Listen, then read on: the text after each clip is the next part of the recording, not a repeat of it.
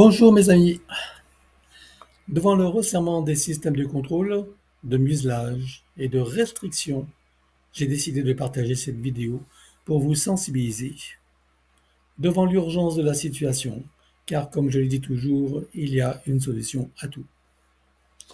Depuis quelques semaines, voire mois, les hébergeurs ont changé les algorithmes d'accessibilité des vidéos, de sorte que depuis lors, les vues sur mes partages ont baissé, des commentaires supprimés, le nombre réduit en peau de chagrin et même la visibilité est réduite d'une façon drastique.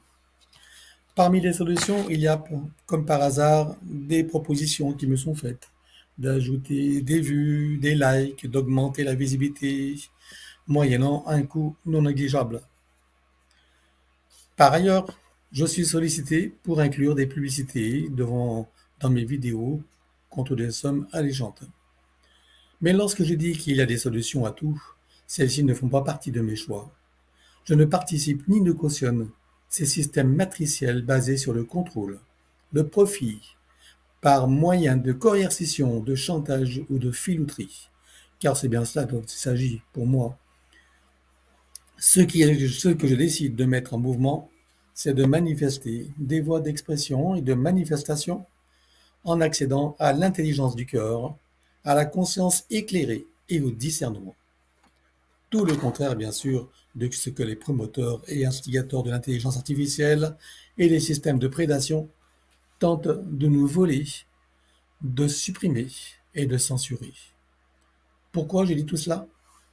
Parce que j'aime ce que je fais, ce que je partage et ce que mon activité permet à tout un chacun qui en est ouvert, qui est conscient de l'importance, de la valeur et de la pertinence de mon protocole et que j'ai élaboré pour sortir de tous ces jeux matriciels, s'en libérer par la connaissance, la sagesse intérieure et la guérison des attitudes, des habitudes et des attachements, etc., pour éradiquer les croyances ou certitudes erronées qui nous maintiennent sous le joug et la chape de plomb de l'obéissance, la soumission, la servilité, de l'ignorance qui induisent des choix et attitudes conditionnés par la peur, la frustration, l'aliénation.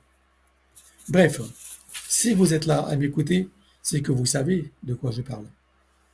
Alors, si vous appréciez ce que je vous offre, ce que cela permet et ouvre, ce que mon approche inspire et éclaire, je vous demande de m'aider à ce que mes vidéos ne disparaissent pas de vos champs de réalité. Pour cela, la recette est simple. D'abord vous abonner, c'est gratuit. Ensuite, liker les vidéos, mettre des commentaires. Et si les notifications de mes publications n'apparaissent pas, comme c'est aussi le cas, c'est de me chercher avec mon nom, Pascal Cascarino, et aussi de partager. Comme je refuse d'entrer dans ces systèmes financiers et de les cautionner, ce sont les seuls moyens, à mes yeux, que j'ai trouvés. Il y en a peut-être d'autres aussi, et je suis ouvert à vous écouter si vous en connaissez. Mais je refuse d'acheter des vues, des likes, des abonnés fictifs pour donner une illusion de succès et influencer les vues. Ce n'est pas dans ma tasse de thé. Dans tous les cas, je sais que nous, humains et conscience, en expérience dans cette réalité et dans la physicalité, nous sommes plus forts et intelligents, audacieux et créatifs, libres et souverains. Et nous pouvons composer avec ce monde tel qu'il est, avec l'intelligence artificielle et tous les systèmes, mais à notre avantage, au profit du plus grand nombre. Nous sommes plus forts par l'intérieur et nous pouvons en être le maître. C'est nous le boss. Si la technologie et l'intelligence artificielle existent, la clé n'est pas de lutter contre ou de supprimer quoi que ce soit. Notre rôle est de trouver des solutions créatrices, éthiques, respectueuses de nos libertés, de nos droits naturels et de nos ressources légitimes. Si vous appréciez vraiment ce que je fais et que vous y trouvez inspiration et avantage, il n'y a qu'une solution. Abonnement, like, commenter, partager et me chercher. Enfin, surtout me trouver. Et avant d'en terminer avec cette vidéo, je vous informe également que celle-ci sera placée au début de toute vidéo des extraits, hein, pas les longues qui sont déjà fort longues, mais en début de chacune de certaines vidéos, peut-être pas toutes non plus. Donc je mettrai cet enregistrement pour vous rappeler ce qui est voilà, nécessaire de faire si vous voulez continuer à, à me trouver. Voilà. Et aussi pour les personnes qui ne me connaissent pas, qui me découvrent et qui sachent également ce qui se passe, hein, qui comprennent également tous ces systèmes et de quoi ils retournent. Merci à vous et je vous souhaite donc une bonne année à tous puisque nous y sommes encore, hein. Voilà. Bonjour chers amis, voilà, aujourd'hui donc on se retrouve pour de nouvelles enquêtes que j'ai décidé de faire avec Laetitia bien évidemment et donc ces enquêtes vont concerner déjà le séisme qui a eu lieu à Nice, hein, c'est pas un gros séisme, magnitude 3,3 à 18 km de Nice, donc le 18 mars 2025. Donc on va aller voir ce qui se passe, voilà, voir si c'est des raisons ésotériques ou si c'est des phénomènes naturels. Bref, on ne va pas faire de suppositions comme je dis à chaque fois. Aussi une autre enquête sur les animaux marins, mais pas que, hein, qui s'échouent sur les plages. Voilà, des vautours morts dans l'eau. Enfin, j'ai vu une vidéo comme ça qui rassemble plein d'événements comme ça partout dans le monde. Donc, des poissons, des dauphins, des poissons aussi, des animaux marins, des abysses qu'on n'a pas l'habitude de voir et qu'on voit s'échouer à la surface de la mer et même sur des plages. Donc, tout ça, ce n'est pas normal, évidemment. On va aller voir si qu'est-ce qui se passe exactement, voilà. Autre chose aussi, le temps, là, le climat qui, pareil, qui semble être assez perturbé, hein. On a des températures de 20 degrés à Paris, alors qu'il fait 15 degrés, 15 degrés dans le sud. Bref, ou alors des endroits qui ont des pluies depuis plusieurs jours, ou ce qui n'est pas habituel. Donc tout ça, c'est pas normal non plus. Et puis, une autre enquête que j'ai proposée à Laetitia, c'est d'aller voir du côté des Simpsons. On s'interroge quand même sur le côté prédictif des épisodes qu'ils ont proposés. On se rend compte que par exemple, le coco a été quand même largement décrit et annoncé bien avant qu'il ait lieu. La mort d'Elisabeth II, Trump tirer une balle dans l'oreille. Enfin bon, il y a des épisodes comme ça qui posent question. Et on va aller voir qu'est-ce qui fait que ces épisodes soient prédictifs. Voilà, pourquoi est-ce que ces événements se réalisent, hein. Donc, je vais éviter là aussi de faire des suppositions. On va aller voir exactement qu'est-ce qu'on peut découvrir à travers tout ça. Voilà. Donc, je pense que ce sera tout pour aujourd'hui, ce qui sera déjà pas mal. Voilà, merci à vous en tout cas de votre fidélité. Et puis, bienvenue à tous ceux qui découvrent notre travail, hein. Et voilà, on va vous partager ça pour votre plus grand plaisir. Et on fera de notre mieux, évidemment. Et puis, comme je dis à chaque fois, on ne détient pas la vérité, hein. Voilà, on repose simplement ce que nous pouvons rapporter et chacun se fait son opinion. Voilà, allez, on part pour l'aventure. À tout de suite, chers amis. À présent que tes connexions et protections sont faites, dis-moi quelle est ta fréquence? 70.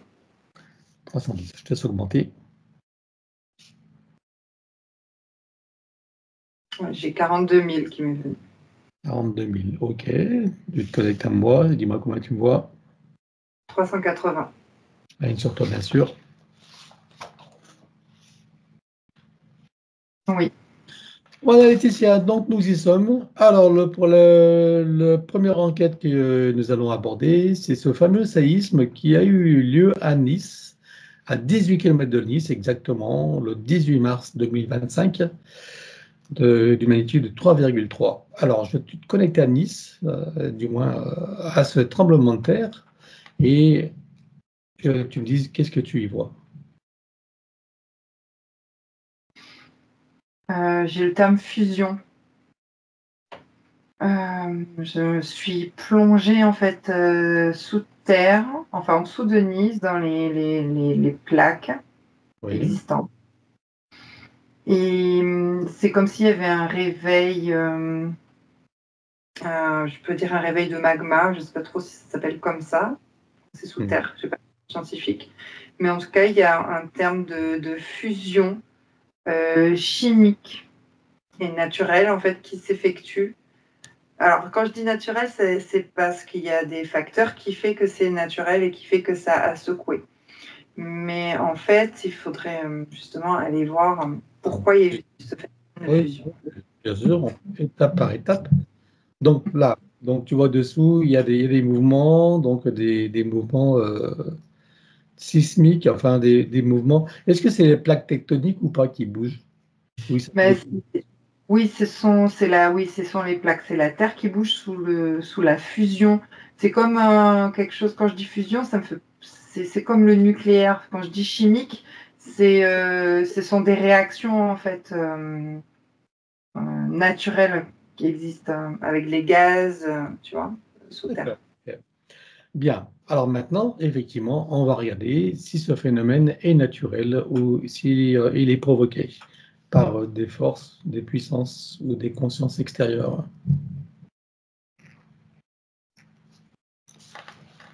Alors, quand je me suis connectée, ouais, ça m'a ramené à des intraterres, en fait des êtres qui vivent sous terre Oui. et qui colmatent l'énergie. Alors, c'est comme s'il y avait dans leur environnement, dans leur espace 4D, les énergies, on va dire, matricielles, c'est-à-dire reptiloïdes, qui grignotaient au fur et à mesure leur environnement, qui est placé donc sous terre, hein, c'est-à-dire en dessous même des plaques, hein, et en 4D. Enfin, j'essaie de donner Alors, un espace. alors avant Oui. d'aller plus loin, j'aimerais que tu me les identifies, que tu me dises là, déjà à quelle profondeur on est à peu près en dessous de la Terre, quelle profondeur tu peux évaluer, qui est cette civilisation, de qui s'agit-il, à quoi ressemble-t-il? J'ai comme 30 kilomètres sous terre. Hmm. Je sais pas, ce sont des êtres blancs, bleutés, des êtres humanoïdes. Euh, j'ai le terme lunaire qui se sont installés à un moment donné sur Terre. Quand tu dis lunaire, c'est-à-dire qu'il venait de la Lune? Je regarde. Oui, de l'ancienne Lune. Ah, l'ancienne Lune qui a disparu. Exact. Donc ils se sont cachés. Enfin, une des anciennes Lunes, puisqu'on avait vu qu'il y en avait trois, hein, Mhm. avant celle que nous connaissons actuellement. D'accord. Et Oui. pourquoi ils sont venus dans l'espace terrestre? Se cacher. D'accord. Et Avec se cacher de qui? reptiloïdes, avec l'invasion des reptiloïdes. Hmm. Ok.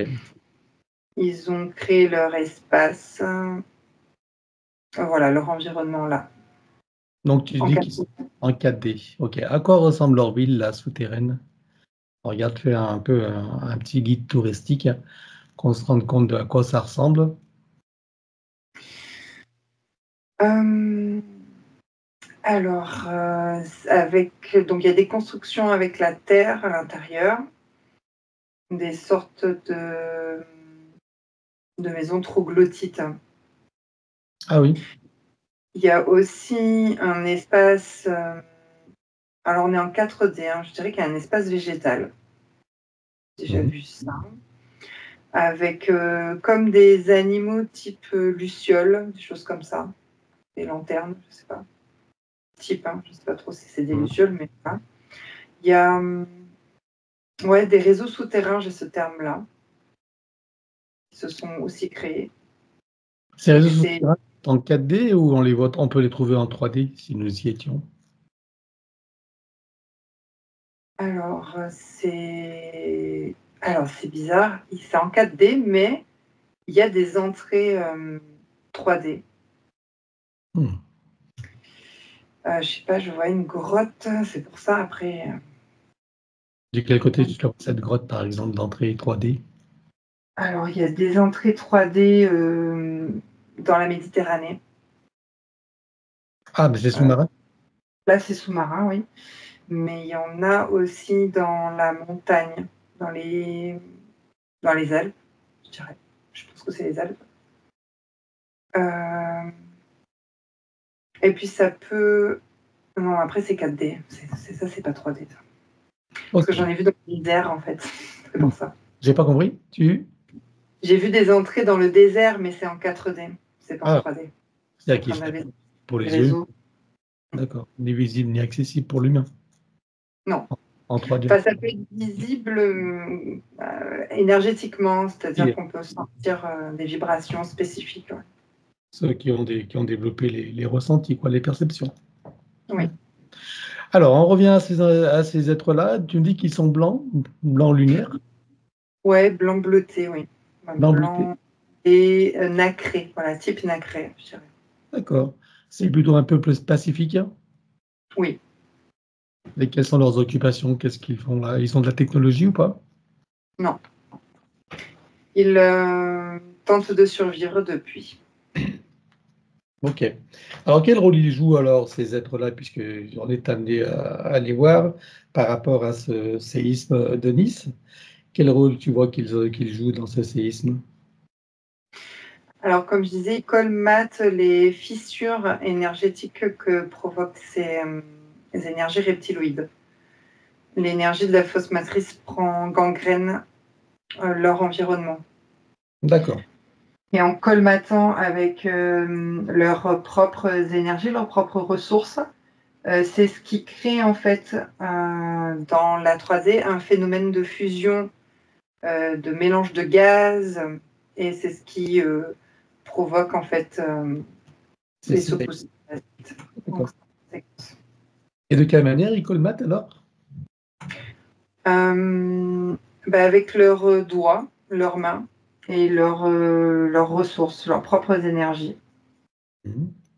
C'est comme quand on se met un groupe qui se met en cercle et qui envoie leurs énergies d'amour, par exemple. Ça me fait penser à ça, en fait.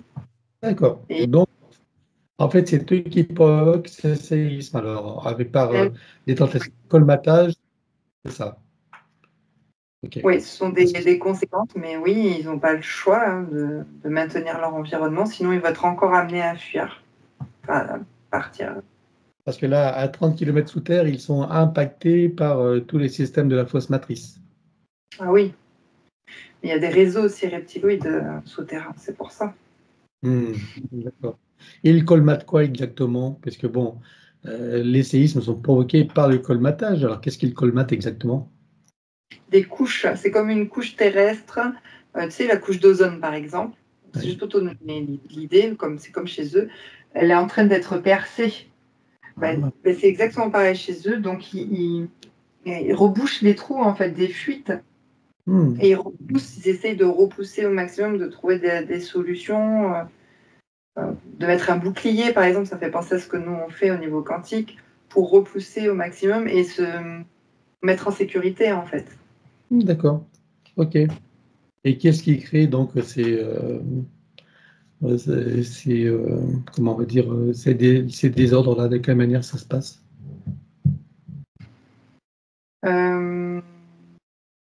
Énergétiquement, je parle des désordres.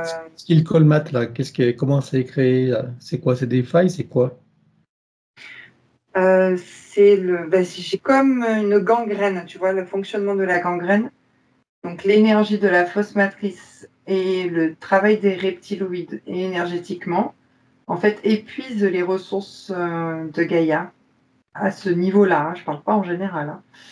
Et c'est cette gangrène-là qui fait que ça fuite. Donc c'est comme une fuite en plomberie.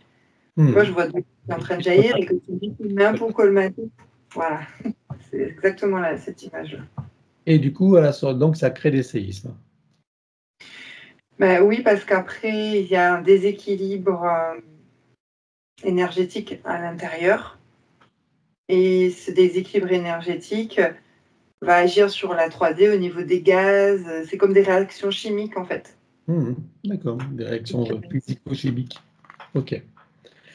Bien. Autrement, globalement, si tu regardes Gaïa, comment tu vois qu'elle se porte là, à l'heure actuelle, en ce 24 mars 2025? Comment tu vois Gaïa avec tout ce qui se passe, cette fausse matrice et tout? Il y a un cœur, il y a de la lumière qui jaillit, quelques rayons qui jaillissent. Enfin, c'est comme ça que je le vois. Hein. C'est assez stable, je dirais, pour elle. D'accord. Tu vois qu'elle est mise à mal ou pas par ce qui se passe? Il y a des fuites d'énergie, c'est comme toi quand tu es fatigué moralement parfois, et on sait que ce sont des entités, un démoniaque qui vient t'épuiser. Donc il y a des failles comme ça parfois où alors quand je dis parfois, parce que je vois des pays, tu vois, dans certains pays quand il se passe des choses, mais elle arrive toujours, et on arrive toujours de toute façon à se sentir mieux, à aller mieux et à traverser tout ça, et à repousser les énergies. Donc je la vois globalement assez bien. Elle D'accord. se renouvelle. C'est comme si elle se renouvelait dans des cycles. D'accord. Bien. Bon, alors maintenant qu'on en sait un peu plus sur ce séisme, voilà, sur les causes, et donc dans ce qui se passe partout dans le monde, alors parce qu'il y a quand même, bon, il y a quand même des séismes dans le monde, c'est le même phénomène ou il se passe d'autres choses? Je regarde. Alors, oui, c'est le même phénomène d'énergie, mais c'est pas forcément les mêmes êtres, hein. Et c'est pas forcément les êtres qui colmatent. C'est encore autre chose. Mais c'est le même phénomène de gangrène, je dirais, et peut-être de Gaïa. Quand je dis peut-être, c'est-à-dire que si j'observe un point précis, c'est comme si c'est ce que j'expliquais, que Gaïa essaye de rééquilibrer en fait cette fuite d'énergie. Et c'est ce qui provoque après, par conséquence, ces phénomènes chimiques D'accord. et physiques. Oui. En fait, oui, parce que j'ai eu le terme comme s'il y avait un nouveau cycle, mais je ne sais pas lequel encore. Justement, j'allais y venir justement, j'aimerais que tu regardes justement, puisqu'on est au cycle du printemps, hein, par exemple, le solstice du printemps. Regarde, donc ça correspond forcément à des cycles. Regarde si ce solstice a une influence sur Terre, voilà, ou s'il y a d'autres cycles extérieurs, hein, qui, qui, qui, qui ont une influence significative actuellement pour l'espace terrestre, mais également pour on va dire, le système solaire.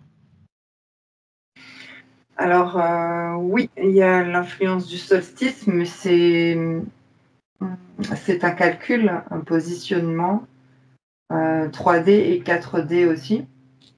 Mhm. Et pareil, ce même positionnement au niveau des constellations, je pense aux Pléiades par exemple, parce que j'ai comme un compas en fait entre les Pléiades et le système solaire et la Terre. Et il y a des cycles liés aux Pléiades, oui. D'accord. Et alors, qu'est-ce que ça amène, ces cycles liés aux Pléiades?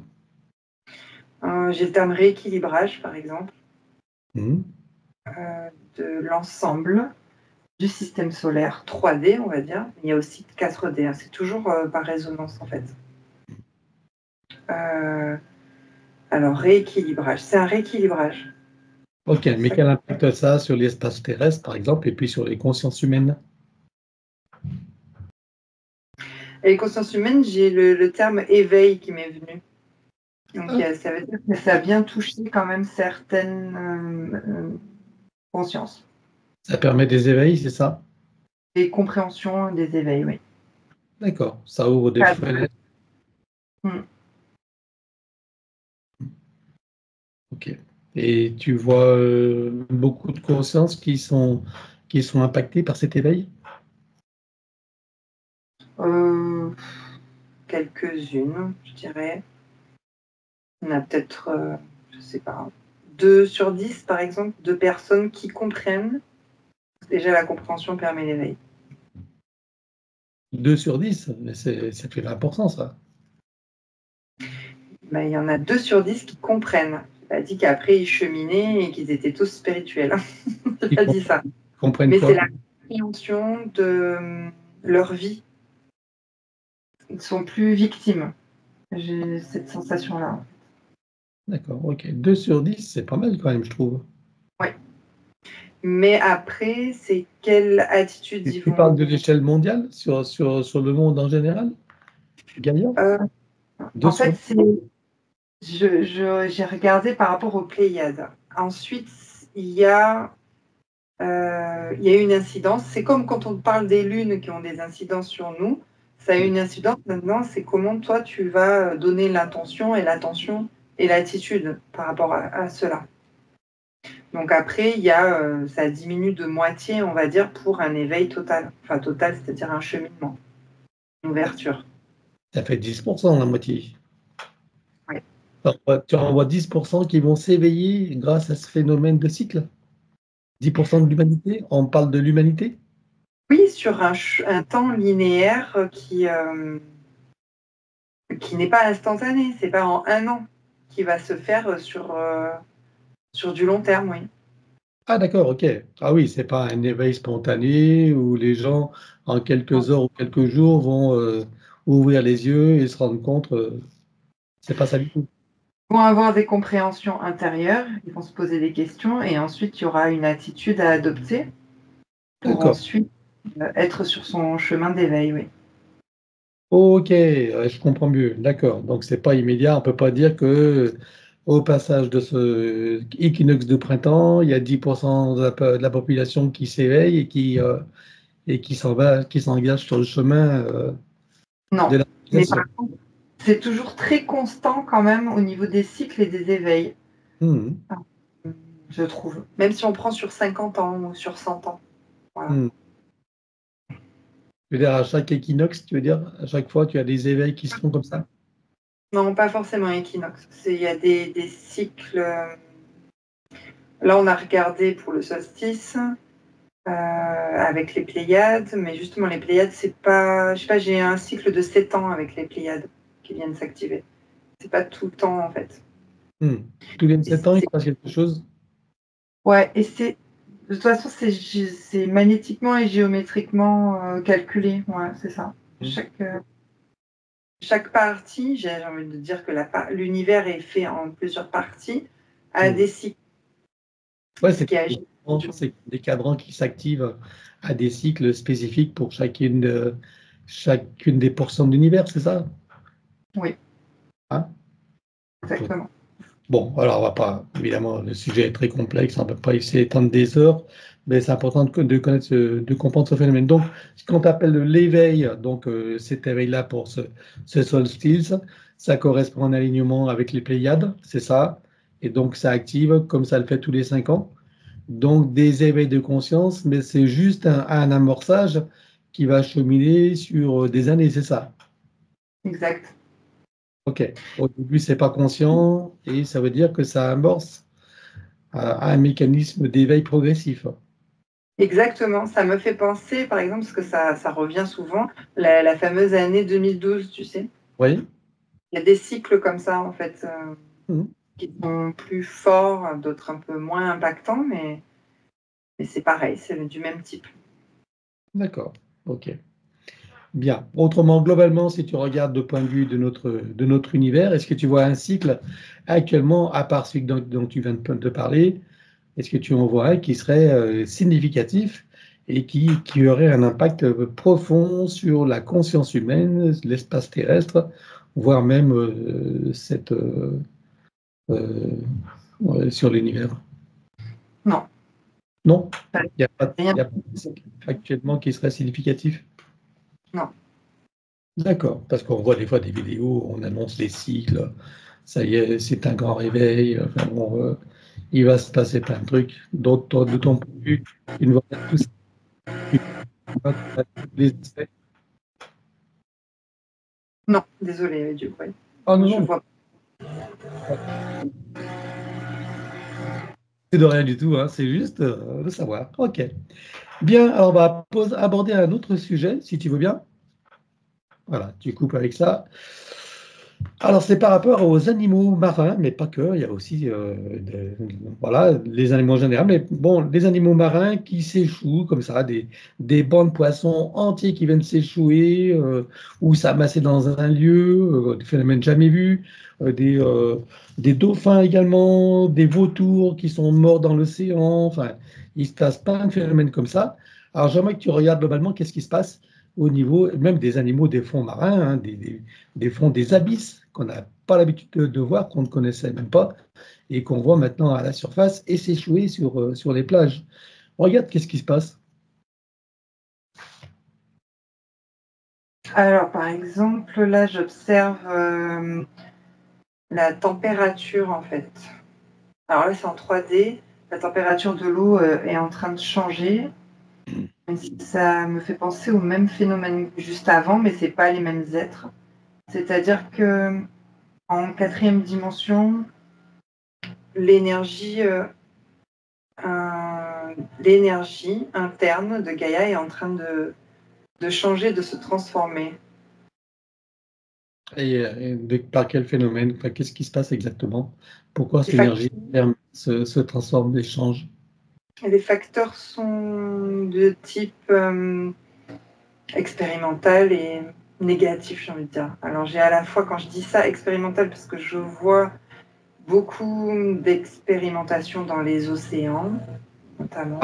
Par qui, par exemple? On regarde cette expérimentation-là, regarde où ça te conduit, qui est derrière tout ça, et quels sont les objectifs. J'ai aux alentours de l'Antarctique, ou pas trop loin, dans des observatoires ou des îles qui n'existent pas sur la carte. Ce sont des militaires. Alors, les nations, c'est à la fois américain, j'ai quelques Français. J'ai des Russes aussi, mais ils ne sont pas sur la même île, par contre. Il y a des Chinois aussi, enfin des Asiatiques, je ne sais pas si c'est chinois exactement. Ils travaillent ensemble, ils collaborent, tu veux dire? Non, ils sont encore... ils sont sur les mêmes projets, j'ai la sensation, d'amélioration de leurs conditions, de développement, de la modernité, ou je ne sais quoi, ce qu'ils inventent encore. Mais ils sont tous à la course à. C'est comme quand il faut chercher une antidote, quoi. D'accord. Et alors, qu'est-ce qu'ils cherchent à faire alors là, du coup? Qu'est-ce qui provoque ces phénomènes? Qu'est-ce qu'ils font exactement? Alors, donc il y a des causes chimiques et comment on appelle ça? Électromagnétiques. Je pense que c'est ça le terme exact. Alors, ils cherchent à contrôler le climat et le temps, en tout cas. Mais pour eux, c'est une visée internationale pour, comment dire, se sécuriser, quoi. Si on maîtrise le climat, on se sécurise. On évite les catastrophes naturelles, par exemple. Ça, c'est leur but, leurs objectifs. Enfin, c'est ce qu'ils pensent faire. Et ils utilisent quelle technologie pour ça? Tout ce qui est un peu type électromagnétique, il y a une nanotechnologie aussi qui est développée, mais c'est pas dans tous les laboratoires, ça. Mais c'est surtout des effets nucléaires également, tu sais. Enfin, des fusions, des effets nucléaires. Et ouais, j'ai le terme transformer. Ils transforment en fait des réactions chimiques, on va dire, et ils les testent en fait dans l'océan. Puisque tu sais, il y a je vois le cycle de l'eau en fait, par exemple. Je connais ce cycle de l'eau au niveau scientifique, et justement, c'est qu'ils testent dans l'océan pour pouvoir avoir une incidence ensuite dans le ciel en fait. Et qu'est-ce qu'ils font dans l'océan? J'ai pas compris encore. Qu'est-ce qu'ils font dans l'océan? Alors, ils envoient des ondes ou des... qu'on appelle ça comme des sortes d'obus chimiques et électromagnétiques pour transformer, comme si on voulait transformer le pH, par exemple. Le pH de l'eau, pour le moduler. Et ensuite, en fait, c'est comme ils cherchent en fait, à le maîtriser. Après, c'est très scientifique. Il y a par exemple le nucléaire aussi, que c'est ce que je te disais. Donc, ils essayent de faire des transformations, comme quand tu fais des transformations chimiques dans les fioles. Tu fais différents mélanges. Comme ça peut... C'est un peu comme les projets HARP, en fait. D'accord. Est-ce que HARP est utilisé là ou pas? Oui. C'est à la fois des ondes. Mais après, comme il y a différents laboratoires et que c'est une course à... Et alors, c'est contre le réchauffement climatique ou c'est d'autres choses? Qu'est-ce qu'ils cherchent à faire là? il cherche à se sécuriser. Ça, c'est l'objectif de l'humain 3D. C'est-à-dire éviter les catastrophes naturelles ou les prévenir. C'est-à-dire tout ce qui est tsunami, séisme, je sais pas moi, la grêle, des phénomènes. Donc, ils sont sur des essais cliniques, c'est ce qu'on appelle des essais cliniques, des expérimentations. Mais en fait, en faisant ces expérimentations déjà depuis quelques années, ça bouscule l'environnement. Et en bousculant l'environnement, eux, ils disent que c'est dû au réchauffement climatique. Donc, on tourne en rond, en fait. Ah, alors, est-ce que c'est eux qui sont à l'origine des tsunamis et des phénomènes comme ça, séismes importants et autres, comme la Turquie? Est-ce que c'est eux qui provoquent tout ça? Oui, il y a donc des conséquences. Ouais. Et comme ils disent toujours, c'est une conséquence pour mieux maîtriser après le sujet. Ok. Dommage collatéraux. Oui. Hmm. Il n'y a pas de fumée sans feu, comme on dit. Ok. Oui. Je ne sais pas si l'expression est bien adéquate par rapport à ça. Il n'y a pas de fumée. Mais ça m'a fait penser à ça. On ne fait pas d'omelette sans casser les œufs, serait peut-être plus adéquate. Ah. Enfin, c'est ce qu'ils pensent eux. Donc, du coup, pour eux, c'est des dommages collatéraux, mais c'est pour la science et c'est pour un bien futur. C'est ce qu'ils pensent. Eux, c'est ce qu'ils pensent, oui. Ça, Mais derrière, ils scientifique. Oui, exactement. Scientifiques sont de bonne foi. Tu vois qu'ils sont de bonne foi, c'est scientifique ou pas, quand même? Oui, en fait, c'est pas de la bonne foi, c'est une recherche, je te dis, à la modernité. Une recherche, c'est exaltant d'aller vers un futur futuriste. Et puis, bien sûr, le pouvoir, l'argent, pour le bienfait de la patrie. Là, je vois beaucoup plus les Chinois, par exemple, dans cette énergie-là. Bon, et derrière eux, alors qui tu vois? Bon, on va tourner en rond. Je pense que on revient à cette étiquette. C'est toujours les mêmes, oui, c'est ça. C'est les reptiloïdes qui, de toute façon, tentent de parquer, on va dire, tous les êtres humains par tous les moyens. D'accord. Et puis, leurs outils, c'est ce qu'on appelle l'état profond, hein, qui sont manipulés à leur insu. Oui, exact. C'est ça? Bon, ok. On va pas revenir là-dessus. En tout cas, tous ces phénomènes donc d'animaux qui s'échouent, d'autres qui tombent du ciel et qui vont se noyer, tout ça, c'est tous ces phénomènes électromagnétiques qui sont provoqués par les expériences. Oui, oui, il y a le réchauffement de la température, par exemple. Oui. Et là, c'est eux qui réchauffent les océans. Bah, oui, par effet chimique et électromagnétique, oui. Et après, ils disent que c'est le réchauffement climatique qui justifie toutes les mesures qu'ils prennent derrière. Exactement. Hein, on est bien d'accord. Ok, bon, on va pas revenir là-dessus, c'est pas la peine, nous tournons en rond. Pas perdre de temps. Ok. Alors, il y a un sujet qu'on va aborder, celui-là. Donc, c'est les Simpsons. Alors, j'aimerais savoir pourquoi est-ce que de nombreux épisodes sont prédictifs.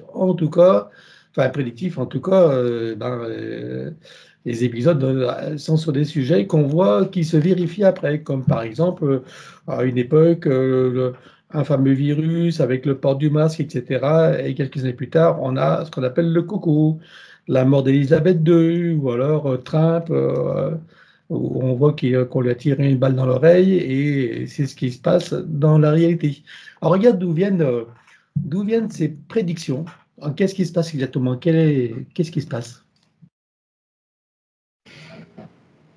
Alors, j'étais en train d'observer des lignes de temps et des portails, en fait, de lignes de temps, voilà, dans les espaces-temps liés à ce dessin animé. Ça, c'est la première chose. Et ces lignes de temps, elles s'entrecroisent. Alors, je ne sais pas encore de quelle manière. Il y a une prédiction, enfin, il y a un dessin animé, on va dire, un épisode inventé.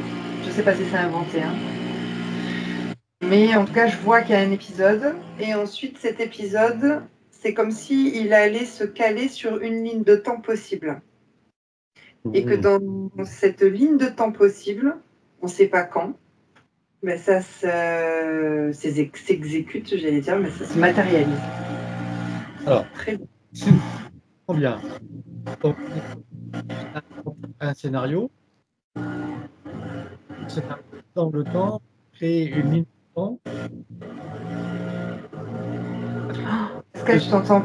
Attends, j'ai trop de bruit dehors. Tondeuse, là. On va arrêter là, 2 minutes. C'est bon? C'est pas là tout à l'heure. Hein. C'est une tondeuse, c'est ça, non? Ouais, un souffleur, une tondeuse, je sais pas ce que c'est. Bon. C'est embêtant. Est-ce qu'on peut continuer là? Ah ouais, s'il arrête, oui. Parce que sinon, je t'entends pas bien, c'est ça. Vas-y. Allez. Alors, je disais donc, on a un scénario qui est créé. Hein. Scénario. Regarde d'où vient l'idée du scénario. J'aimerais que tu regardes. C'est l'idée, c'est purement de l'imagination de l'équipe qui va créer ce scénario, ou si déjà ils sont connectés sur une ligne de temps qui se réalise plus tard. J'ai un monsieur qui reçoit des informations, qui canalise ou qui est médium, je ne sais pas trop comment le définir. C'est lui qui donne les idées de départ. Ouais. D'où est-ce qu'il reçoit ces informations? Alors, j'ai à la fois le soi supérieur, son soi supérieur, mais son soi supérieur, il a des... Comment on appelle ça? Il est interféré par un reptiloïde à un certain moment. C'est comme si le reptiloïde, il a attrapé d'une main l'information, il lui enlevait en fait une moitié d'information, et ensuite il réinjectait l'information avant que ça arrive dans la 3D. Donc l'information est déviée. Donc lui, il prend ça comme une inspiration, évidemment inconsciente, hein, je suppose. Oui. Voilà. Donc il en crée ce scénario. Oui. Voilà. Et ce scénario, donc, c'est lui qui va créer la ligne de temps qui est qui est prédictive. C'est ça. Mais quand tu dis que c'est le soi supérieur, quand il donne l'information et que l'information est déviée par ce reptiloïde, c'est-à-dire que le reptiloïde, quel genre d'information il met, lui? Quelle modification il y apporte, en fait?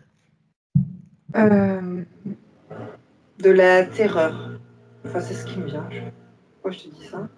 Il veut provoquer de l'inquiétude, de la terreur? Voilà. Dans le dessin animé, il n'y a pas beaucoup de gens qui sont terrorisés en voyant les dessins animés. Non, parce que c'est fictif. Oui, donc. Mais c'est tout. C'est qu'après, ça se réalise à travers le scénario. La ligne de temps est réalise. Alors, est-ce que tu vois que le reptiloïde, de son point de vue, lui, voit déjà le scénario se réaliser? Alors lui, il a plusieurs possibilités de lignes de temps. Et oui, il induit en fait énergétiquement, je dirais, tous les espaces-temps pour qu'ils viennent converger en une seule ligne de temps. C'est comme si tout se rétrécissait dans un petit couloir et qu'à un moment donné, l'information allait être juste. D'accord. Donc, en fait, du coup, si j'en comprends ce que tu dis, c'est le reptiloïde qui s'arrange pour que l'idée qu'il a infusée dans l'esprit créateur de son auteur, enfin de celui qui reçoit le canal, donc il s'arrange pour que ça se manifeste.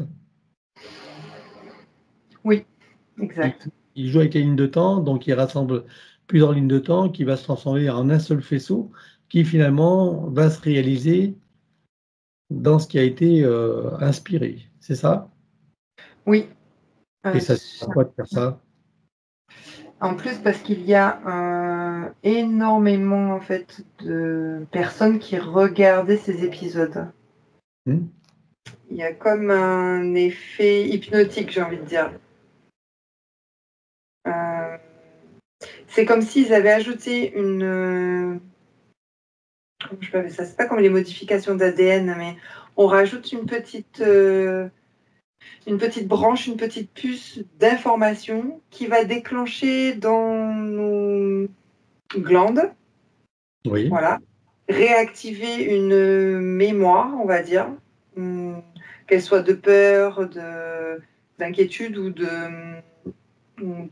comme une ligne de temps en fait qui va s'exécuter. C'est comme si on se préparait en fait. C'est comme s'il préparait les êtres humains en fait à vivre et à être contrôlés. C'est surtout pour contrôler. L'objectif, c'est de contrôler. Donc, c'est de préparer les êtres humains à être dociles, quoi. Quelque chose comme ça. Mais en quoi un épisode prédictif prépare l'humain à être docile? Je ne vois pas trop. C'est comme, tu sais, les images subliminaux. Ouais, Ouais, tu as cet effet un peu hypnotique. oui. Où on te prépare en fait peut-être à plus avoir d'émotions, plus avoir de réactivité, donc plus de rébellion, des choses comme ça. C'est comme les lavages de cerveau en fait. Que le fait que ça soit prédictif, c'est comme si ça nous préparait, ok, il va se passer ça. Donc le jour où il se passe ça, c'est normal. Ok, c'est ça. On nous habitue à l'événement et du coup, quand il arrive, on n'est plus impacté émotionnellement puisque c'est déjà du connu. Oui, en tout cas pour ceux qui ont regardé les épisodes, je ne dis pas tout. Voilà, ok. Et bien sûr, tout ça se fait dans l'inconscient, hein. On est d'accord. Oui, c'est pour ça que je parlais des glandes qui sont placées. D'accord, ok, bien. Et si tu te connectes à Walt Disney, enfin du moins la Fox, donc qui est propriétaire de ces droits, est-ce que eux ont un objectif à travers tous ces... d'ailleurs, tout ce qui se passe actuellement, hein, en termes de production, dernièrement même Blanche-Neige, par exemple, qui n'est pas, qui n'a rien à voir avec le dessin animé d'origine, même si on sait qu'il y a des programmations. On regarde s'il y a des intentions derrière toutes ces réalisations.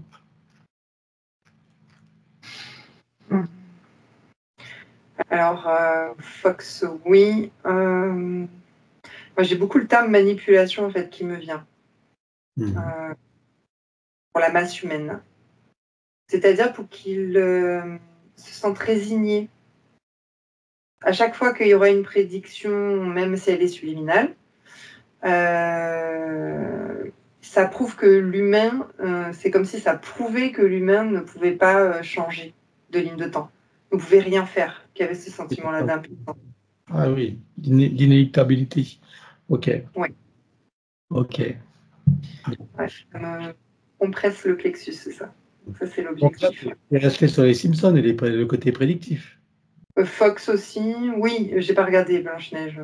Ouais, j'ai regardé Fox dans son ensemble parce que j'ai vu une image d'un homme un peu ingrat, tu sais, corrompu, très manipulateur. Tu sais, ces genres d'images avec le gros cigare, sans morale, voilà, sans éthique. Voilà ce que j'ai perçu. D'accord. Branche-toi sur Blanche-Neige, sur le dernier film, pardon, je vais arriver à m'exprimer, le dernier film qui est sorti, et dis-moi, quelle est l'intention derrière? Je ne te demande pas de me décrire le film, mais je veux savoir l'intention qui est derrière. Qu'est-ce qu'on cherche à infuser dans l'esprit des gens? Quel type d'énergie est infusé là-dedans? Alors, oui, c'est toujours le côté manipulateur, mais là, c'est dans le bon sens. La vie est belle. C'est comme ça qu'elle se passe, votre vie. C'est genre la routine, le quotidien. Comment expliquer? Tu vois, c'est ces intentions, ces énergies-là de rester un mouton. Voilà. Donc, métro, boulot, dodo. Et qu'on est toujours dans un classique, en fait, et pour dire que les forces obscures n'existent pas. En fait, j'ai cette sensation-là quand j'observe dans le subtil. C'est-à-dire, c'est pour déprogrammer les personnes éveillées. Enfin, c'est comme ça que je le perçois là. C'est comme pour déprogrammer ceux qui sont déjà éveillés, pour leur dire quelque part, vous voyez, ça n'existe pas, la force obscure. Ah ben si, parce que justement, le sujet principal, c'est justement les forces obscures qui sont là, justement. Oui, mais elle est vite toujours évincée et rayée dans ce dernier. Ah, tu veux dire qu'elle n'est jamais vainqueur, quoi. C'est ça que tu veux dire? Qu'elle n'est jamais vainqueur et que tout a toujours une bonne fin. Ah, c'est ce qu'ils veulent programmer, en fait. Voilà. Il y a beaucoup de détraqueurs aujourd'hui, de lanceurs d'alerte. Ça, ils sont conscients de ça. Ils voient bien que les reptiloïdes qui sont derrière voient bien qu'il y a des humains qui ne sont pas influençables. Donc, à travers ce flop, si j'ai envie de dire, c'est toujours pour montrer le côté manipulateur de la chose. Regardez comme finalement les forces obscures ne sont pas là. On peut facilement les évincer. Donc, laissez-vous aller, quelque chose comme ça. D'accord, n'ayez pas peur, laissez faire, c'est ça. Voilà, et rentrer dans le cadre, du coup. Ok. Bien. Ok. Bon, ben écoute, je pense qu'on a fait le tour à peu près pour les sujets d'aujourd'hui. Hein. Voilà, ça fait combien de temps? 42 minutes. On va arrêter là pour aujourd'hui. Donc, voilà, bon. Je ne sais pas s'il y a d'autres choses qui seraient à rajouter à tout ça, mais bon, pour aujourd'hui, ça sera bon. Bien, j'arrête là et je remercie chacun d'entre vous. Donc, voilà, de votre attention et puis de votre fidélité. Et puis, comme je dis à chaque fois, hein, on n'a pas la vérité, hein, c'est juste voilà, une grille de lecture à travers Laetitia et pour nous amener à comprendre des choses sur un point de vue ésotérique, énergétique, quantique ou autre plan de réalité. Voilà. Merci à vous et à très bientôt. Donc, j'arrête cet enregistrement.